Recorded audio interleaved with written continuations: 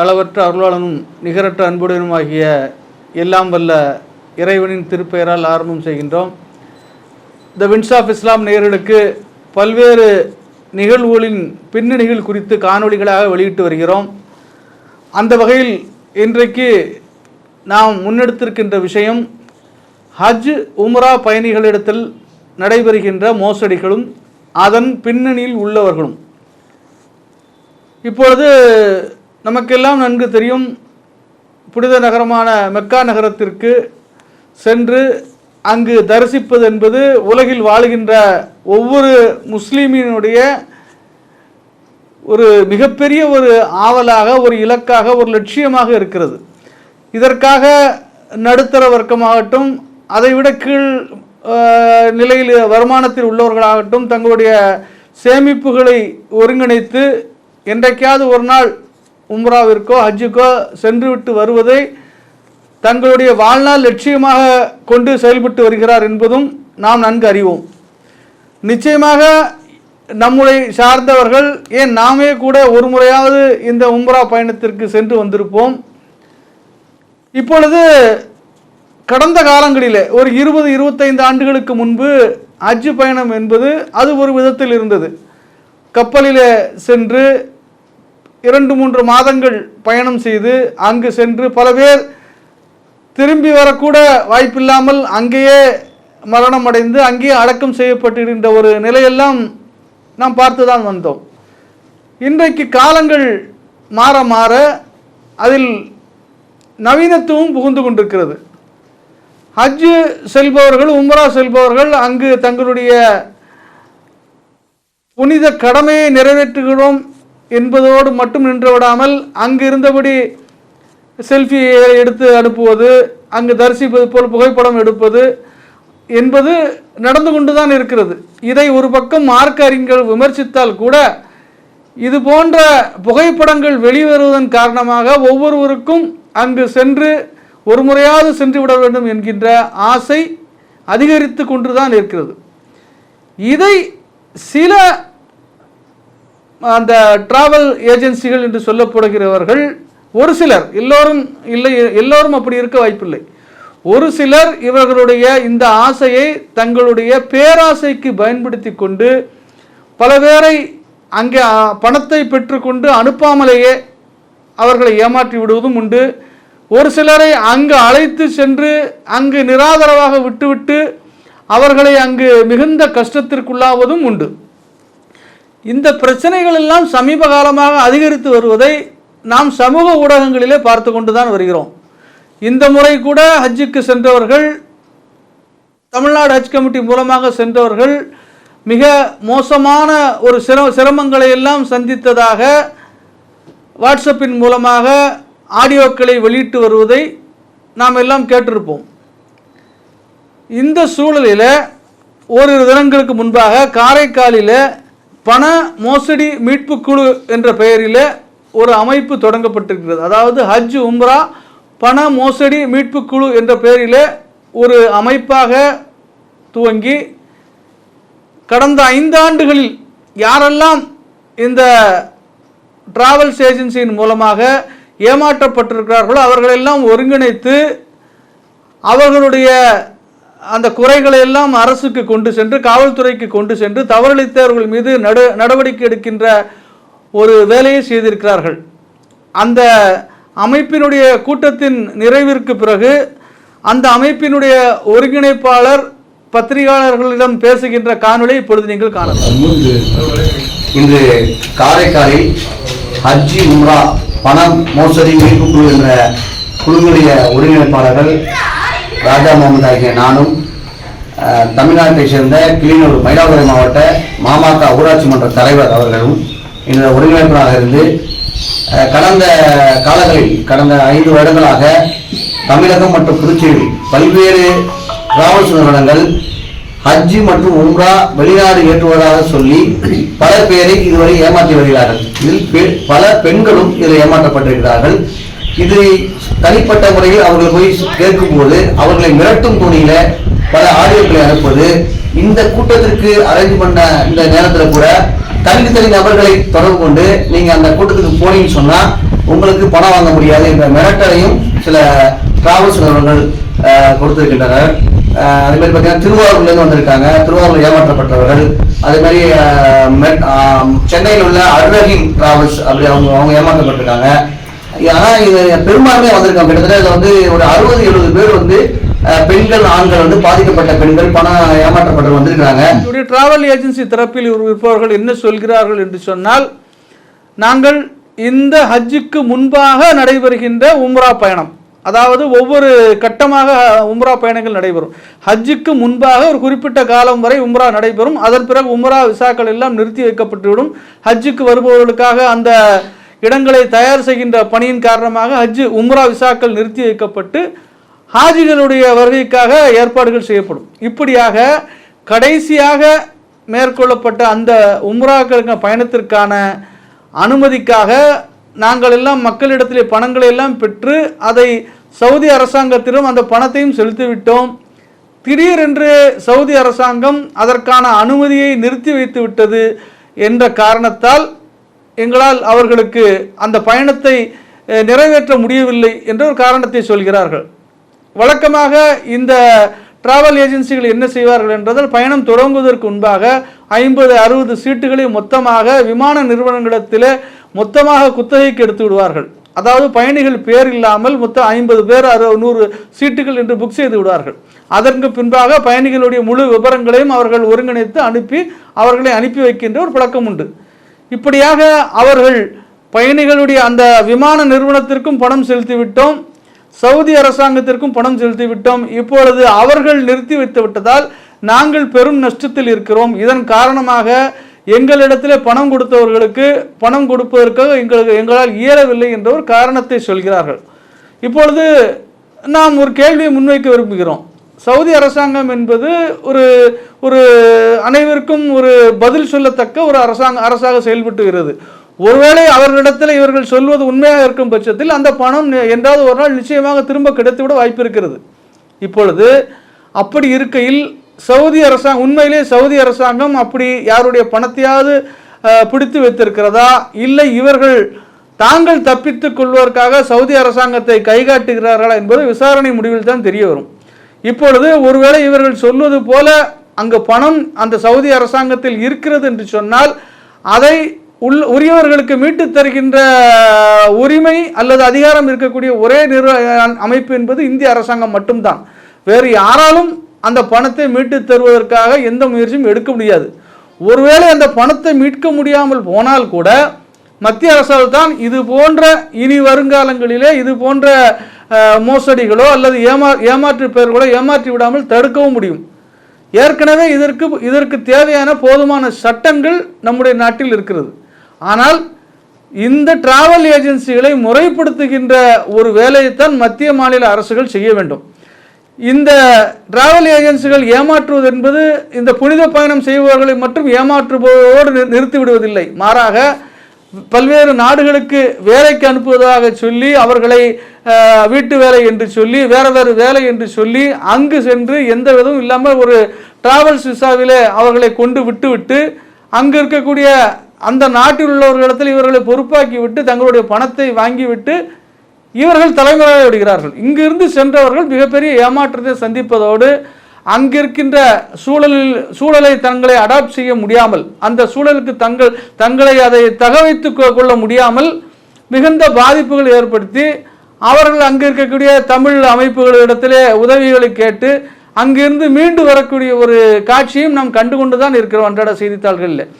இதற்கெல்லாம் தமிழக அரசு காவல்துறைக்கு நீங்கள் புகார் அளிக்கலாம் என்று எண்ணை கொடுத்திருந்தால் கூட ஓரிருவர் அங்கிருந்து வந்தால் போதும் நம்முடைய பணம் கூட தேவையில்லை என்கின்ற அளவிற்குத்தான் நம் மக்களுடைய விழிப்புணர்வு இருக்கிறது. நாம் ஏமாற்றப்பட்டு விட்டோம் என்று சொன்னால் அதை அங்கிருந்து முறையாக புகார் செய்து இங்கு வந்த பிறகு தொடர்ச்சியாக அந்த வழக்கை யார் தொடர்ந்து நடத்துகிறார்களோ அவர்களுக்கு அவருடைய பணம் திரும்ப கிடைக்கத்தான் செய்கிறது. அது போன்ற நிறுவனங்கள் கருப்பு பட்டியலிலும் அரசாங்கத்தால் வைக்கவும் படுகின்றன. ஆனால் பெரும்பாலானவர்கள் சென்றுவிட்டு தாங்கள் பிழைத்தால் போதும், நம்முடைய ஊருக்கு வந்தால் போதும் என்ற நிலையில் இருக்கின்ற காரணத்தால் இது போன்ற பேராசை பிடித்த டிராவல் ஏஜென்ட்டுகள் தப்பித்து கொண்டு சென்று கொண்டிருக்கிறார்கள். சஹாரா டிராவல்ஸ் என்று சொல்லப்படுகின்ற காரைக்காலில் செயல்படுகின்ற 20 ஆண்டுகளுக்கு மேலாக செயல்படுகின்ற இந்த நிறுவனத்திற்கு எதிராக, அந்த நிறுவனத்தினுடைய உரிமையாளர் நயினார் முகமதிற்கு எதிராக இந்த பண மோசடி மீட்பு குழுவினர் என்ன மாதிரி நடவடிக்கைகள் எடுத்து வருகிறார்கள் என்பதை அந்த பண மோசடி மீட்பு குழுவினுடைய ஒருங்கிணைப்பாளர் சகோதரரிடத்தில் நாம் இப்பொழுது பேசுகின்ற ஒரு காணொலியை நீங்கள் இப்போது கேட்கலாம். அஸ்ஸலாமு அலைக்கும். ஜி, நான் வின்சாப் இஸ்லாம்லேருந்து உஸ்மான் பேசுகிறேன். சொல்லுங்க. அப்போ நீங்கள் ஒரு பண மோசடி மீட்பு குழு அப்படிங்கிற பேரில் ஒன்று தொடங்கியிருக்கீங்க, ஊடகங்களில் பார்த்தேன். ஆமாம். அது என்ன ஹஜ்ஜு உம்ரா பண மோசடி மீட்பு குழுன்னு போட்டிருக்கீங்க, என்ன அதுக்கு காரணம், அதோடைய அவசியம் என்ன வந்துச்சு? இல்லை, ரொம்ப நாளாவே இங்கே காரைக்கால் மற்ற பகுதிகளில் இருந்து நிறைய பேர் தனிப்பட்ட முறையில் இது மாதிரி ஏமாற்றப்பட்டோம்னு சொல்லி நம்மள வந்து தனிப்பட்ட முறையில் சொல்லிட்டு இருந்தாங்க. நம்ம சம்மந்தப்பட்டவங்க வந்து நம்ம கேட்டுக்கிட்டு இருந்தோம்.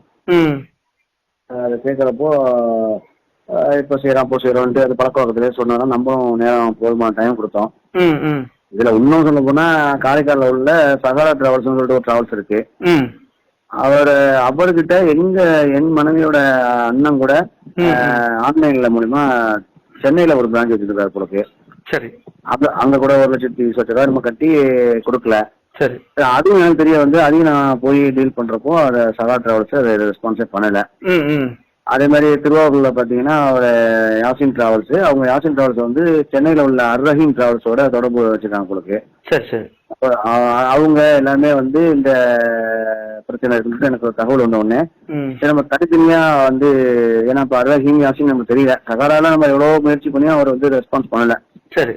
அப்படியே பண்ணாலும் அந்த அவங்கள வந்து பொம்பளைங்கள்ட்ட வந்து தேச கூட இது பண்ண முடியாது அப்படின்னு தவறா பேசுறது, அப்புறம் கொலை பண்றோம்னு சொல்றது. பல பேர் நான் பழகுற பழக்காரங்கள்லாம் நான் வேற மாதிரி ஆள்கிட்ட பழகிட்டு இருக்கேன், நான் வந்து என்ன பண்ணுவேன்னு தெரியாது, நான் சொல்றத கேட்டுக்கிட்டு சும்மா இருந்தீங்கன்னா உங்களுக்கு பணம் கிடைக்கும், இல்லைன்னா கிடைக்காது அப்படின்னு மிரட்டுறது. அப்புறம் காரைக்குடி ஒரு சகோதரர்கிட்ட பாத்தீங்கன்னா அட்வொகேட் பேசுற, அவங்க ஒரு அட்வொகேட் பேசும்போது நீங்க ஒரு அட்வொகேட் 100 அட்வொகேட் வருவேன், கட்டி போட்டுருவோம் அது மாதிரி ஒரு ஆடியோஸ்லாம் பேசி ரொம்ப இது பண்ணவனதான் நம்ம சரி அடுத்த கட்டமா அவர் வந்து நம்ம வந்து ஒட்டுமொத்தமா எல்லாம் சேர்ந்து தனித்தனியா போறதெல்லாம் மிரட்டுறாரு, ஒட்டுமொத்தமா எல்லாரும் ஒன்றிணைச்சு ஒரு இது பண்ணி நம்ம அவங்க சொல்ற முடிவுபடி எடுப்போம்னு சொல்லிட்டு நம்ம ஒரு அறிவிப்பு செஞ்சு, யாராருன்னு நமக்கு தெரியாது, எல்லாருக்கும் ஒரு பொது அறிவிப்பு விட்டோம். பேஸ்புக், வாட்ஸ்அப் எல்லாம் விட்டோம். அதை வந்து அன்னைக்குள்ள மக்கள் வந்தாங்க. புதுச்சேரி அன்னைக்கு வந்தது 80 பேர் இன்னும் இருக்காங்க. இப்ப அதுக்கு போய் இப்ப 40 இன்னைக்கு கூட 10 பேர் கால் பண்ணிட்டாங்க. அதே மாதிரி இதுல சீர்காழியில ஒரு டிராவல்ஸ் சொல்றாங்க, அவங்க 20 பேர் ஒரே இது பண்ணிக்கோம், நாங்க வந்து நேர்ல உங்களை பாக்குறோம்ட்டாங்க. சரி, நீங்க எல்லாத்தையும் வாட்ஸ்அப்ல அனுப்பி வைங்க அப்படின்னு சொல்லியிருக்கேன். இது பாத்தீங்கன்னா ஒரு பூகம்பம் மாதிரி. இப்ப இதுல வந்து நிறைய இஸ்லாமிய சகோதரர்கள் வந்து ஒரு இந்த மாதிரி ஒரு தொழிலை வந்து தொழிலா நினைச்சு பண்றாங்க. எப்படின்னு சொன்னா நல்லா பண்ற சகோதரரும் இருக்கிறாங்க, உம்ராஜி நல்லா பண்றாங்க. இப்ப இதனால நல்லா பண்றவங்களுக்கு கூட இன்னைக்கு வந்து அதை அவங்க பண்ண முடியாத சூழலை உருவாக்கிட்டு இருக்கு. எல்லாருமே ஒரு சந்தேக பார்வையோடைய பார்க்கக்கூடிய பார்வையா இருக்கு. அதே மாதிரி நம்ம உம்ராஜி போற மக்களும் பணம் கட்டுறப்ப யார்த்தையும் போய் இதுல வந்து கேட்போம், அவங்க உள்ளூர்ல உள்ள கேட்பாங்க. அப்ப பிரச்சனையான பிறகுதான் தமுக, சிபிஐ இல்லைன்னா காங்கிரஸ், திமுகன்னு போறாங்க. அதுக்கு முன்னாடி அவங்க ஒரு விசாரணை பண்ணி இவங்க நல்லா பண்ணுவாங்களான்னு கேட்கவே மாட்டாங்க. விளம்பரம் பள்ளியாசல்ல வந்து 63,000 விளம்பரம் போட்டிருக்கா, குடுறா கம்மியா இருக்கு போயிடுறாங்க. ஆனா அவங்க உள்ள போய் அந்த விளம்பரத்தை பண்ண பிறகு டிக்கெட் அதிகமாயிருச்சு, இது அதிகமாயிருச்சு, ரூம் அதிகமாயிருச்சு, உங்களுக்கு இந்த மாதிரி ஃபெசிலிட்டி செஞ்சு தரோம் அப்படிங்கிற மாதிரி வந்து உங்களை கவர்ச்சிகரமா விளம்பரத்தை மட்டும் போட்டு இங்க வந்த பிறகு வேற அமௌண்ட் வாங்க. சரி, வேற வழி இல்லாம மக்கள் கொடுக்கறதையாச்சும் அவங்க ஒழுங்கா ஏத்தணுமா இல்லையா? அது வந்து இந்த மாதிரி மோசடி கும்பல் எல்லாம் பாத்தீங்கன்னா மக்களை ஏமாத்துங்கிற ஒரு எண்ணத்தை இதையே புலப்பா நடத்துறாங்க. இன்னும் கொடுமை என்னன்னு சொன்னா, ஏமாற்றப்பட்டவங்கள்ட்டயே மறுபடியும் போன் பண்ணி உங்களுக்கு என்ன கைதாயிடுச்சு, இன்னும் 1 மணி நேரத்துல நீங்க உங்க விசா வந்து ரெடி பண்ணி ஆகணும், உடனே இப்ப நான் கிளியர் பண்ணி தெரியும் ஆபீஸ் எல்லாம் பேசி மெயில் எல்லாம் போட்டாச்சு அப்படின்னு அந்த நிர்பந்தத்தை பண்ணி திருப்பியும் 40,000 50,000 இந்த சஹாரா டிராவல்ஸ். சஹாரா டிராவல்ஸ் பாத்தீங்கன்னா சஹாரா டிராவல்ஸ் மட்டும் கிடையாது, வெவ்வேறு ஊர்ல கும்பகோணத்துல பேரு ஏர்வேஸ் இன்டர்நேஷனல் போடுறது, ஏர்விங்ஸ் போடுறது, அப்புறம் வந்து அல் அஸ்லாம்னு ஒரு பேரு, அப்புறம் சஹாரா டிராவல்ஸ், இது மாதிரி வெவ்வேறு பேர்கள்ல இது கிட்டத்தட்ட ஒரு 15 நம்பர் வச்சிருக்காங்க. இப்போ அவங்க தரப்புல என்ன சொல்றாங்கன்னா, ஒரு சில பேர் என்ன சொல்றாங்கன்னா, இது எந்த அளவு உண்மைன்னு தெரியல, நாங்க சவுதி அரசாங்கம் எங்களுக்கான அனுமதியை நிறுத்தி வச்சுட்டாங்க, நாங்க இந்த மாதிரி பணம்லாம் அங்க கட்டிட்டோம், ரெண்டாவது நாங்க ஃபிளைட்டே நாங்க புக் பண்ணிட்டோம், அந்த அவங்க நிப்பாட்டினதுனால எங்களால லாக் ஆயிடுச்சு, அந்த பணத்தை வாபஸ் வாங்குற நாங்க முயற்சி பண்ணிட்டு இருக்கோம், அதுக்குள்ள இவங்க அவசரப்படுறாங்கிற மாதிரியும் சொல்றாங்களே, அது எந்த அளவு உண்மை? இல்ல இதெல்லாம் பாமர மக்களை வேணா ஏமாத்தலாம் சார். எங்களை போல நான் இப்ப பாத்தீங்கன்னா நானும் டிராவல்ஸ் வச்சிருக்கேன். ஆனா வெளிநாடு ஏத்துற தொழிலே பண்ண மாட்டேன் இன்னைக்கு வரைக்கும் ஆச்சு. ஏன்னா வெளிநாடு ஏத்துறத பெரும்பான்மையான பேரு ஏமாற்று வேலை தான் பண்றாங்க. வேலை ஏத்துறேன் அங்க அவங்க வட்டிக்கு வாசிக்கு பணத்தை செலுத்துறான், வீடை வித்துட்டு பணத்தை கட்டுறான். ஆனா இவங்க ஏமாத்து நோக்கம் எந்த ஒரு சவுதி அரசாங்கமும் இவங்க பிடிச்சி வைக்காது, பாஸ்போர்ட்டை வாங்கக்கூடாதுன்னு சட்டமே இருக்கு. இவங்க பாஸ்போர்ட் வாங்கி வச்சு கொடுக்க மாட்டாங்க. அவங்க மேல சட்டப்படி இந்திய சட்டப்படி அது பெருங்குற்றம். அதுலயே உங்களுக்கு விளங்கல. சரி. அப்ப இதெல்லாம் நீங்க காவல்துறை மூலம் நடவடிக்கை ஏற்பாடு பண்றீங்க. அது இல்லாம வேற என்ன அடுத்த கட்ட விழிப்புணர்வு ஏற்படுத்த என்ன பண்ணலாம்னு இருக்கீங்க? இது இந்த மாதிரி நம்ம மெசேஜே பெரும்பான்மையா நம்ம அனுப்புற மெசேஜ் பாத்தீங்கன்னா சம்பந்தம் உள்ளவங்க சம்பந்தம் இல்லாதவங்க எல்லாருமே செய்திகளை பரப்புறாங்க. ஆனா மக்களுடைய மனநிலை எப்படி இருக்குன்னா, என்னதான் பண்ணாலும் அது 1 மாசம் 2 மாசத்துக்கு அதை பத்தி பேசுவாங்க, அதுக்கு மறுபடியும் இப்படிதான் ஏமாறுவாங்க. அதாவது மக்கள் நம்ம தான் விழிப்புணர்வு ஏமாத்துறாங்க. திருடனா பார்த்து திருடா விட்டா திருட்டு ஒழிப்பு இருப்பாங்க. அதே மாதிரி இன்னைக்கு உள்ள நிலைமை அப்படிதான் இருக்கு. அதுவும் நம்ம இஸ்லாமிய சமுதாய மக்கள் அதிகமான முறையில விளம்பரங்களை கண்டு ஏமாறுது. வெளிநாட்டுல அவங்க புருஷன் சம்பாதிச்சு அனுப்புற பணத்தை அவங்களுக்கு தெரியாம சில விஷயங்கள்ல இன்வெஸ்ட்மெண்ட்ல ஆசையில நகைன்னு போடுறது, இதெல்லாம் வெவ்வேறு துறைகள்ல அவங்க ஏமாந்து தேவையில்லாம புருஷன் சொல்ல முடியாம இருக்கிறாங்க. அதோட குடும்பம் என்னன்னா, இது பெரிய ஒரு குடும்பம் என்ன இருக்குன்னா, அந்த சம்பவத்தை சொல்ல வராங்க இல்லையா எங்களை போற ஆளுங்க, அவங்க என்ன பண்றது, நீங்க ஒன்னும் பிரச்சனை இல்ல, நீங்க இவ்வளவு செலவழிச்சீங்கன்னா நாங்க இதை மீட்டு கொடுத்துருவோம், அதை சொல்லிட்டு அவங்க கிட்ட இருந்து பணம் பறிக்கிற வேலையும் நடக்குது. அதையும் நம்ம உஷாரா இருக்கணும். அதனால இப்ப நானே இருக்கேன்னா நான் இதுல தலையிடனா நம்ம அதை அந்த தலைவர் விஷயங்களை மட்டும் தான் பண்ண முடிஞ்சு, அதுக்கு பிறகு இவங்கள்ட்ட ஒரு வியாபாரத்தை பண்றது அவங்கள்ட்ட ஏமாறதுன்னு நிலையும் இருக்கக்கூடாது. அதையும் விசாரணை பண்ணி தான் செய்யுங்கிறது நான் எனக்கும் அது பாதிப்பாக தான் நான் உங்களுக்கு சொல்றேன். இது ஏன்னா இது ஒரு விழிப்புணர்வு தான். ஏன்னா இப்ப நான் நல்லா செய்யறேன்னு வச்சுங்களேன், உடனே என்கிட்ட இன்வெஸ்ட்மெண்ட் பண்றது மக்களுடைய நிலை அப்படிதான் இருக்கு. நான் யாரு, நான் என்ன பண்றேன், ஒரு ஆய்வு ஆமா இது ஒரு விஷயம். இன்னொரு இதே மாதிரி நம்ம கூட்டம் போறோம்னு வச்சுங்களேன், அந்த கூட்டம் போடுற இடத்துல உட்கார்ந்து பேசிட்டு இருக்காங்க பாத்தீங்களா, அங்கதான் அவங்க அறிவு மாதிரி தான், அங்கதான் முதல் அறிவுமே கிடைச்சிருக்கோம். சரி அங்க உள்ள ஒருத்தர் என்ன பண்ணுவாரு, இப்ப வசீகரமா பேசுவாரு, வசீகரம் பண்ணி ஏமாற்று வந்தப்படுற இடத்துல வசீகரமா பேசுற ஒருத்தர் ஏமாந்து போற நிலைமையும் இருக்கு. உங்களுடைய நல்ல முயற்சிகள் வெற்றி பெற நாங்க வாழ்த்துறோம். நன்றி. அருமை சகோதரர்களே சகோதரிகளே, இதில் நாம் புரிந்து கொள்ள வேண்டியது என்னவென்று சொன்னால், ஏமாறுபவர்கள் இருக்கின்ற வரை ஏமாற்றுபவர்கள் இருந்து கொண்டே தான் இருப்பார்கள். இப்பொழுது நாம் முன்வைக்கின்ற 2 விஷயங்கள், ஒன்று இது போன்ற மோசடிகளை தடுக்கின்ற இடத்தில் இருக்கக்கூடிய மத்திய அரசிலே முறையிடப் போவது யார் என்பதே ஒரு கேள்வி இருக்கிறது. இரண்டாவதாக, எங்கெங்கோ யாரெல்லாமோ பாதிக்கப்பட்டால் உடனடியாக இங்கே களத்தில் குதிக்கின்ற இஸ்லாமிய அமைப்புகள் 23 இருக்கிறதாக சொல்கிறார்கள். அதற்கு மேல்தான் இருக்கும். இத்தனை அமைப்புகள் இருந்தும் கூட எந்த அமைப்பும் இது போன்ற மோசடிகளுக்கு எதிராக களம் காணுகின்றனவா என்று நாம் பூத கண்ணாடி வைத்து தான் தேட வேண்டியிருக்கிறது. இங்கே பாதிக்கப்பட்டிருப்பவர்கள் எல்லாம் முஸ்லீம்கள் இல்லையா? குறிப்பாக இவர்கள் இறைவனின் பெயரால் நடக்கின்ற இந்த மோசடிகளை தோலுரித்து காட்ட வேண்டிய கடமையும் பொறுப்பும் இங்கு இருக்கக்கூடிய களமாடக்கூடிய அனைத்து தரப்பினருக்கும் இருக்கிறது. குறிப்பாக இஸ்லாமிய அமைப்புகள் இதை முழுமையாக முன்னெடுக்க வேண்டும். இதற்கு தீர்வு கிடைக்கின்ற வரையில் அவர்கள் தொடர்ச்சியாக முன்முயற்சிகள் எடுக்க வேண்டும் என்பதையும் அவர்களுக்கு ஒரு கோரிக்கையாக விடுத்து இந்த காணொளியை இத்தோடு நிறைவு செய்கிறோம்.